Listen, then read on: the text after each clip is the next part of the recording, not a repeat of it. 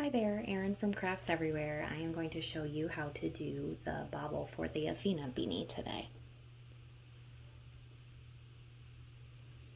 So I'm doing the two-tone striped version here. So the bobbles and the KP and PK rounds are all the contrast color. So I started the bobble round here. And once you get to a bobble stitch, you bring your yarn to the front of your work. And then you go into between the second and the third stitch here. Insert your needle from back to front. Wrap your yarn. Pull it so you've got a little bit of extra here. Bring your yarn to the back so it will look like that. Knit your next two stitches, the ones that you wrapped around.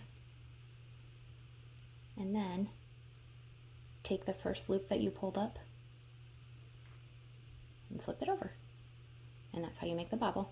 So I'll show you again. So you knit the next two stitches. Bring your yarn to the front of your work. Insert the needle from back to front through between the second and third stitches. Pull up a loop. Give it a little bit of extra there. Bring your yarn to the back.